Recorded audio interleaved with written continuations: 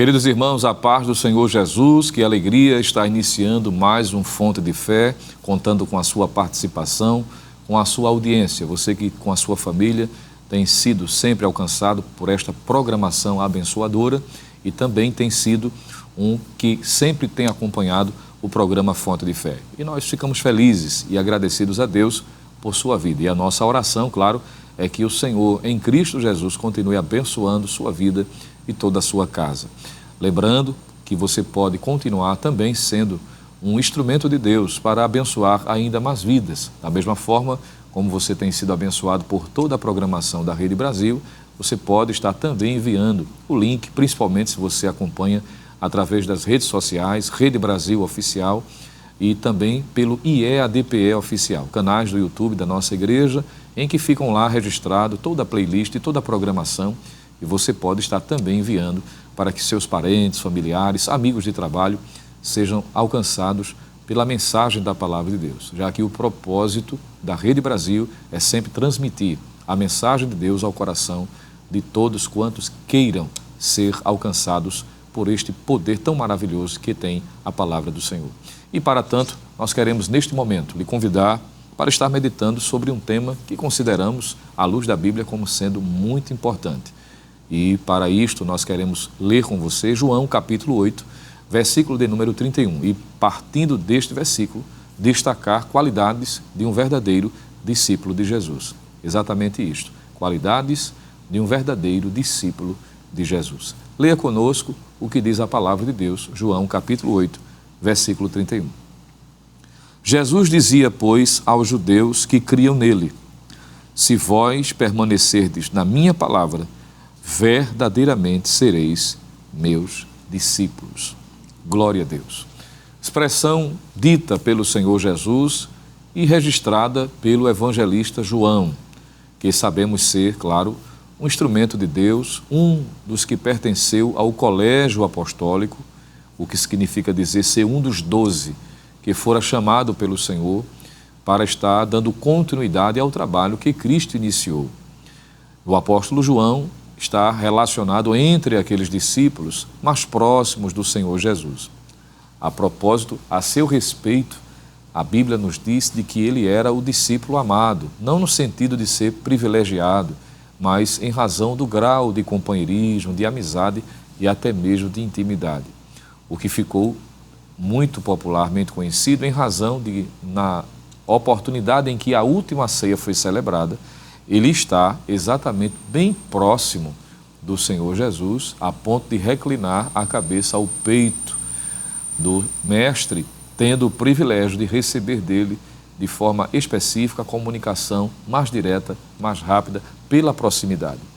Proximidade esta que foi também testificada e demonstrada durante o período do ministério, sendo juntamente com Pedro e Tiago, sendo estes um dos principais homens que estava perto do Senhor Jesus e que se tornaram também colunas da igreja primitiva, conforme o próprio livro dos Atos dos Apóstolos nos informa.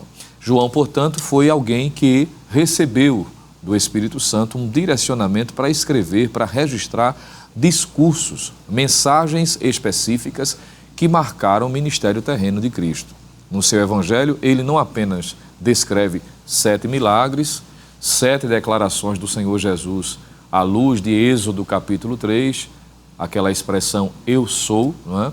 Que repetidamente o Senhor se utiliza e João também de forma didática registra em seu evangelho.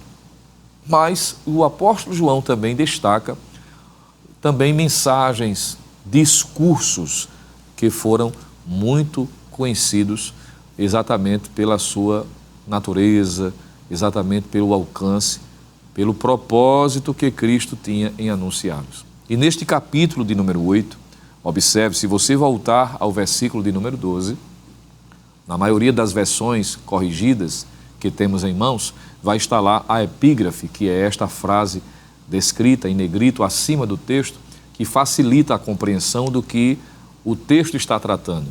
E nos é dito que o versículo 31 pertence a uma porção do capítulo 8 em que o discurso de Jesus sobre a sua missão é aqui relacionado.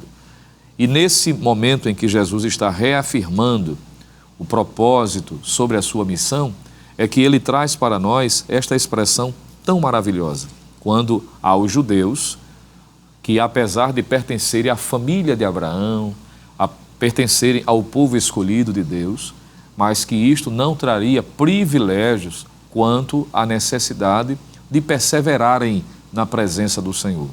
E a estes, Jesus diz: se vós permanecerdes na minha palavra, veja que é uma atitude condicional, não é porque era judeu, não é porque pertencia à família de Abraão que estava já garantido, mas havia necessidade constante de perseverança, de vida prática à luz da Bíblia. Isso é um ponto importante a destacar. Mas eu quero chamar a sua atenção nesta oportunidade, já que a expressão seguinte, ele faz menção ao que está revelado aqui. Verdadeiramente, diz o Senhor Jesus, sereis meus discípulos. Ora, se Jesus diz que essa atitude revelará de fato que estes eram verdadeiros discípulos, isto traz para nós exatamente este propósito de mencionar qualidades de um verdadeiro discípulo. Então veja que o verdadeiro discípulo não é aquele simplesmente que diz ser, mas aquele que demonstra ser. E quando nós falamos sobre discípulo, a palavra usada pelos escritores do Novo Testamento, que traduz-se pelo termo discípulo, traz a ideia de alguém que é um aprendiz, alguém que é um aluno, é uma pessoa que recebe a disciplina, a instrução, a orientação e que segue os conselhos e imita os exemplos de seu professor, de seu mestre. Então veja que quando a Bíblia trata sobre verdadeiros discípulos, está mencionando as características que apontam para aqueles que verdadeiramente seguem ao Senhor Jesus, por meio do seu exemplo e em razão daquilo que ele ensinou. E, em função disso, nós queremos aqui mencionar algumas características, qualidades que caracterizam, que marcam, não é? Realmente se a pessoa é um verdadeiro discípulo do Senhor Jesus ou não. Primeiramente, é bom lembrarmos, partindo desse texto, analisando o que o Novo Testamento nos ensina, que uma principal qualidade que autentica, que mostra a veracidade se alguém é um discípulo do Senhor Jesus ou não, é se este é ou demonstra ser uma nova criatura.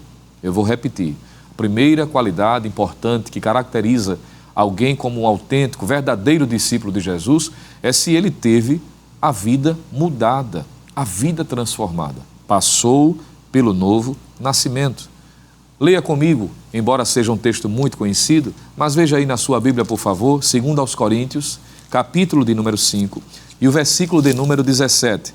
2 aos Coríntios, capítulo 5, versículo de número 17, está escrito da seguinte forma: o apóstolo Paulo traz para nós esta palavra: assim que, se alguém está em Cristo, nova criatura é, as coisas velhas já passaram e eis que tudo se fez novo. Veja que Paulo utiliza a expressão que ele repete frequentemente nas suas epístolas, que é a expressão quem está em Cristo, que equivale a dizer ser um discípulo, que equivale a dizer passou pelo novo nascimento, que equivale a dizer alguém que se identifica publicamente como quem segue os princípios, os ensinamentos e o exemplo do Senhor Jesus. E ele diz, e ele relaciona esta experiência autenticada pela mudança de vida, quando ele diz assim, quem está em Cristo, nova criatura é. E menciona como se percebe se a pessoa é nova criatura ou não, porque ele diz assim, as coisas velhas já passaram e eis que tudo se fez novo.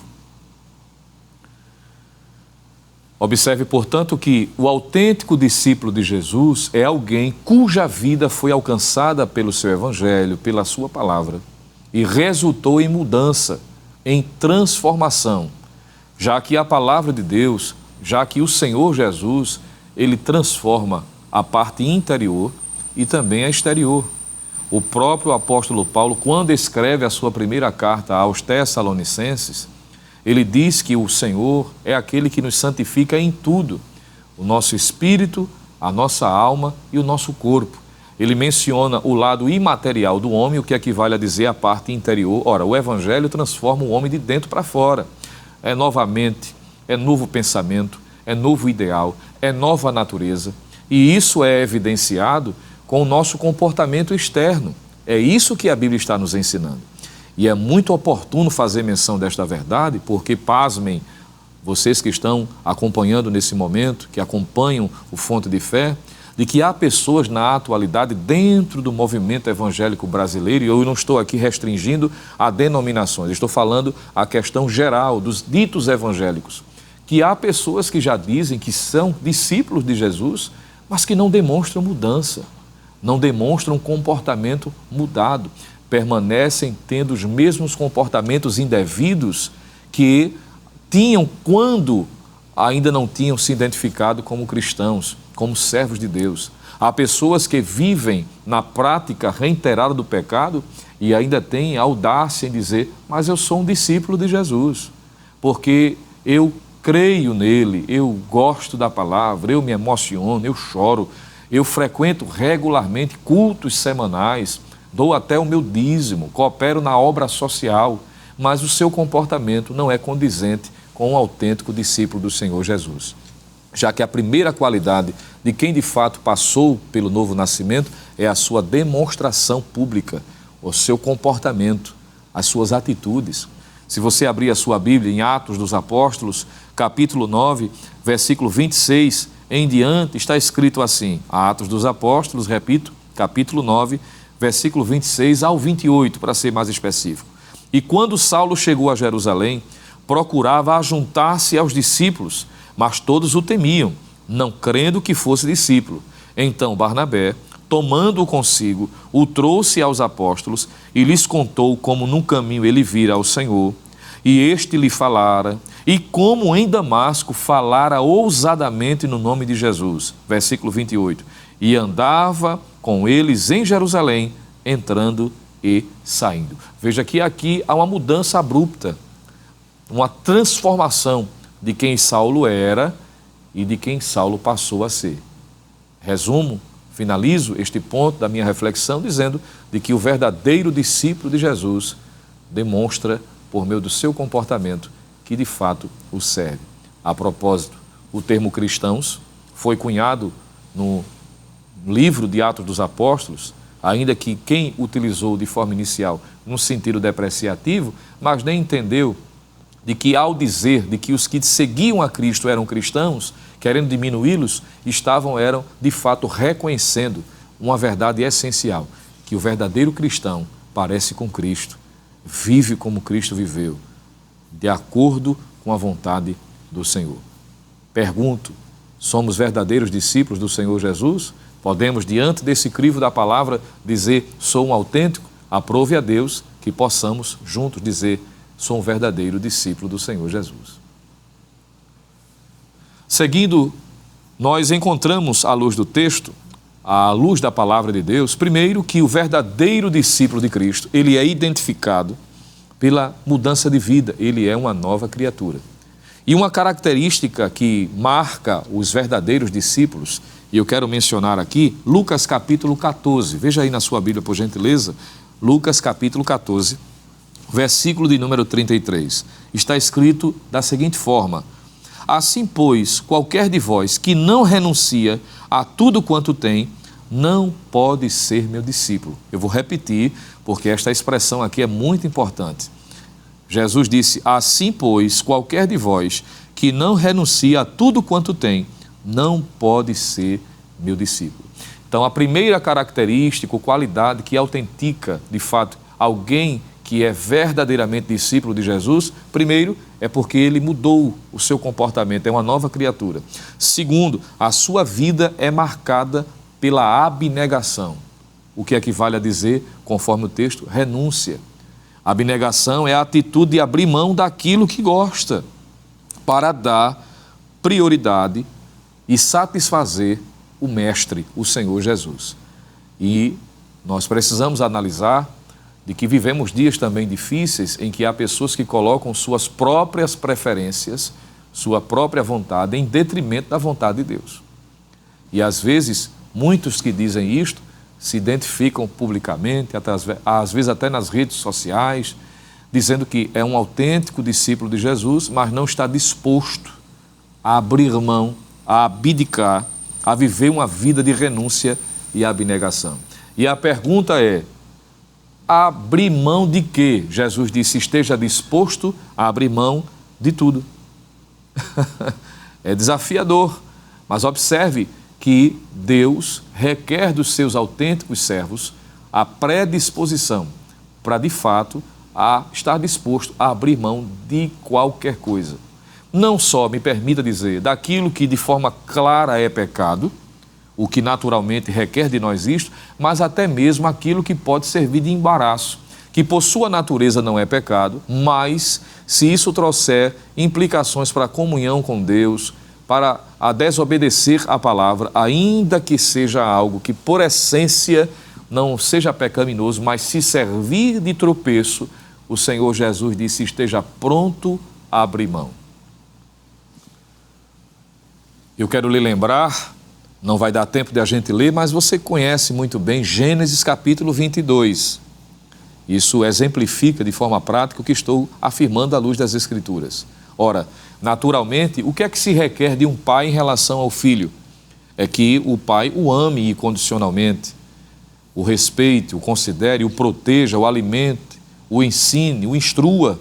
Isso são atitudes regulares, fundamentais, que o próprio Deus espera dos pais. Mas a respeito desse texto, Deus revelou-se a Abraão e disse o seguinte, Abraão, vai a um monte que eu vou te mostrar e lá você vai sacrificar o seu filho Isaque, a quem tu amas. Observe que a atitude de Deus em exigir de Abraão a disposição de sacrificar, de imolar como um cordeiro o seu próprio filho, trazendo esse destaque afetivo, dizendo aquele a quem tu amas, ou seja, aquele a quem tu tem destinado um amor especial, uma consideração específica. Essa informação não é de somenos aqui nesse texto. Nas entrelinhas, o que Deus está tratando aqui na vida de Abraão é mostrando de que Abraão não pode destinar o amor superior a quem quer que seja, ainda que seja um filho, em detrimento do amor que deve ser dedicado único e exclusivamente a Deus. Deus coloca Abraão à prova para Abraão ter a oportunidade de demonstrar publicamente a quem de fato é o objeto absoluto do seu amor. Ainda que um filho deve ser amado, e isso pode se estender a qualquer grau de parentesco de alguém da família, o cônjuge, a mãe, o pai, mas o próprio Senhor Jesus disse que quem ama mais o pai ou a mãe mais do que ele, não é digno de entrar no reino dos céus, não terá condições de assim fazer, porque o amor a Deus deve ser superior a qualquer coisa, de modo que quem é um verdadeiro discípulo de Jesus precisa estar pronto, disposto a abdicar, a abrir mão de tudo aquilo que possa comprometer a nossa adoração, o nosso serviço, a nossa devoção única, específica, destinada ao nosso Deus. Estamos dispostos? Numa escala de 0 a 10, qual é a nossa predisposição de abrir mão daquilo que o próprio Deus exige em sua palavra e de forma específica para cada um de nós? Nós temos a necessidade de fato, possuir esta característica, abrir mão, já que aquele que milita não pode se embaraçar com as coisas desta vida. Estamos dispostos? Podemos também dizer, à luz desse filtro, à luz desse crivo da palavra, dizer, sou um verdadeiro discípulo do Senhor Jesus? É um caso a refletirmos também. Muito bem, nós, ao seguirmos o texto sagrado, vamos perceber um outro ponto a considerar. Eu quero chamar a sua atenção agora para o que está em João capítulo de número 13. Veja aí na sua Bíblia, por favor. Além de mencionarmos a primeira qualidade principal pela qual um discípulo verdadeiramente é identificado, primeiro, em razão da sua vida mudada, transformada, ser uma nova criatura, o sentimento, segundo, de abnegação, de renúncia, disposto a abrir mão de qualquer coisa que venha atrapalhar a vida com Deus, terceiro, ser alguém cuja vida, atitude, comportamento deve ser permeada pelo amor, pelo sentimento altruísta. Veja aí, João capítulo 13, versículo 34 e 35 está escrito: um novo mandamento vos dou, que vos ameis uns aos outros, como eu vos amei a vós, que também vós uns aos outros vos ameis. Versículo 35. Nisto todos conhecerão que sois meus discípulos, se vos amardes uns aos outros. Eu vou repetir esse versículo 35. Nisto todos conhecerão que sois meus discípulos, se vos amardes uns aos outros. Veja que o amor, que é aqui na Bíblia descrito como uma característica de um autêntico discípulo, deve ser vivenciado, vívido na vida de todo aquele que se identifica publicamente como cristão, como discípulo do Senhor Jesus. E esse amor aqui é nos moldes do amor como Deus nos ama. E aqui é o padrão, porque amar como alguém pensa que deve amar, a propósito, esse termo amor na sociedade odierna tem sido depreciado, né? Em que pessoas dizem que há vários tipos de amor no sentido de demonstrações. E esse é o problema, porque cada um tem a sua perspectiva do que é amar. Achar que todo sentimento é válido. E aí onde é que está? O texto bíblico nos dá o crivo, o padrão, a referência de qual amor devemos ter uns para com os outros. Ele diz que nós devemos amar uns aos outros. Jesus disse, como eu amei a vós. E quando ele diz, como eu amei a vós, está falando de um amor sacrificial, um amor altruísta, que coloca a prioridade do outro em detrimento da sua própria prioridade, que prioriza o outrem em detrimento de si próprio. É o que a própria Bíblia nos ensina. Você pode adicionar a esta informação o que está no capítulo 15 do Evangelho de João, dos versículos 9 ao 13, em que isto também é reenfatizado pelo próprio Senhor Jesus. De modo que, se somos de fato autênticos discípulos de Jesus, demonstramos pelo amor nos relacionamentos interpessoais, do cônjuge, dos filhos para com os pais, dos pais para com os filhos. Não é somente dizer que é um cristão, dizer que é um discípulo, mas mostrar por meio do amor verdadeiro e genuíno. E Paulo diz em 1 Coríntios, capítulo 13, trazendo ali a lembrança, a definição deste amor, quando ele vai dizer que o amor tudo sofre, tudo espera, tudo crê, tudo suporta, não trata com leviandade, não procura os seus próprios interesses. Veja que são características do autêntico amor. Eu quero ler 1 Coríntios, capítulo 13. Paulo diz assim, conforme está no texto sagrado. Ele diz, versículo de número 5, o amor é sofredor, é benigno, o amor não é invejoso, o amor não trata com leviandade, não se ensoberbece, não se porta com indecência, não busca os seus interesses, não se irrita, não suspeita mal, não folga com a injustiça, mas folga com a verdade, tudo sofre, tudo crê, tudo espera, tudo suporta. O amor nunca falha, diz o apóstolo Paulo. De modo que, se somos verdadeiros discípulos do Senhor Jesus, amamos todos incondicionalmente. Não estou dizendo que isso é fácil, mas estou dizendo, à luz das Escrituras, que é possível.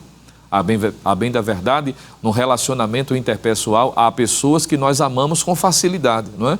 Aquelas pessoas que nós temos facilidade de amar. A gente usa até uma expressão aqui no Nordeste, né? Utilizando a seguinte forma de dizer que é tão fácil amar aquela pessoa, e a pessoa diz assim, eu amo fulano de graça, eu gosto de fulano de graça. São pessoas que a gente tem facilidade de amar. Já tem outras que têm uma certa dificuldade, em razão de alguns ajustes, de alguns comportamentos, de algumas atitudes, mas ainda que com dificuldades por conta disso, quero dizer, porque há pessoas realmente que estão sendo aperfeiçoadas, mas mesmo assim nós devemos amá-las para que possamos demonstrar que de fato somos autênticos discípulos do Senhor Jesus. E isso se aplica no relacionamento do trabalho, no relacionamento familiar, entre os vizinhos, dentro da própria realidade denominacional, congregacional, no sentido dos relacionamentos entre os irmãos na congregação, na igreja, de modo que, se somos autênticos discípulos de Jesus, devemos demonstrar por amor ao próximo, ou pelo amor ao próximo. Concluímos, portanto, esta reflexão dizendo que Apenas dizer da boca para fora não é o suficiente. Precisamos, de fato, demonstrar que somos discípulos do Senhor Jesus. Que Deus nos ajude e possamos, de fato, assim ser, para a glória de Deus. Vamos orar? Querido Deus, Pai da glória, Deus de todo o poder, te louvamos por tua graça, pelos teus ensinamentos através da tua palavra, querendo te rogar, Senhor, a condição, a força dada pelo teu Espírito para seguirmos demonstrando através de uma vida mudada, transformada, também de práticas, Senhor, de renúncia, de abnegação, abrindo mão de tudo aquilo que venha comprometer a nossa vida contigo. E por fim, Senhor, como vimos à luz da Tua Palavra, amarmos incondicionalmente aqueles que estão à nossa volta, para que possamos, de fato, sermos autênticos discípulos Teus. Continua abençoando a Tua igreja, fortalecendo a cada um de nós. Tudo isso nós te pedimos e te agradecemos em nome de Jesus. Amém. Está concluindo o seu Fonte de Fé de hoje, mas você segue sendo abençoado pela programação da Rede Brasil e lhe convidamos, se Deus permitir, a participar do próximo Fonte de Fé para a glória de Deus. Que a graça do nosso Senhor e Salvador Jesus Cristo, o amor de Deus, o nosso eterno Pai, a comunhão e as divinas consolações do Santo Espírito seja sobre cada um de nós, agora e para todo sempre. Amém.